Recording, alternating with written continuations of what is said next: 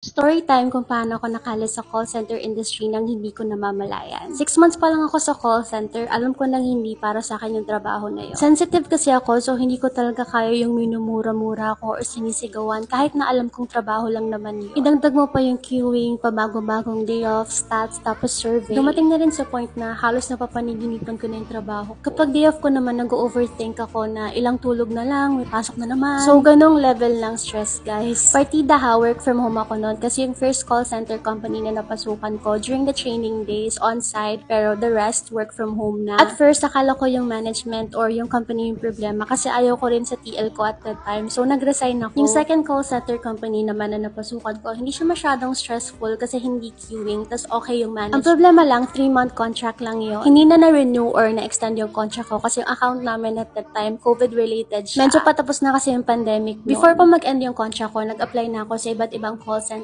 companies through online. After ilang weeks, naka-receive ako ng call for initial interview. It went good naman, so sabi ng recruiter, ipapasa na daw yung profile ko for final interview na. By the end of the call, nalaman ko na hindi pala call center company yung tumawag sa akin. Recruitment process outsourcing pala. Ang job pala is recruitment specialist. So basically, magsusource ako ng mga candidates from the US and then I'll call them for initial screening. May calls pa rin, pero for the most part, admin task siya. Imagine guys, around 10 a.m. ako na initial interview and then 2 p.m. yung final interview, so I only have a few hours to prepare. Pero grabe, thank God talaga nakapasa ako. Hindi ko akalain makakapasa ako at all. Ang pinakamaganda pa guys, work from home siya, tas equipment provided na. That same day, naka-receive ako ng job offer as in. At that time, meron na rin akong 2 job offers na pending sa mga call center companies na in-applyan ko. Kaya kapag naiisip ko right now, parang fate or destiny talaga siya kasi yung opportunity na yun lumapit sa akin, tas ginrab ko na lang. Sobrang dami ko kasing in-applyan na jobs noon. Hindi kasi ako pwede matenga kasi breadwinner ako. Pero kayo guys, how's your stay in call center? Kaya nyo ba yung stress?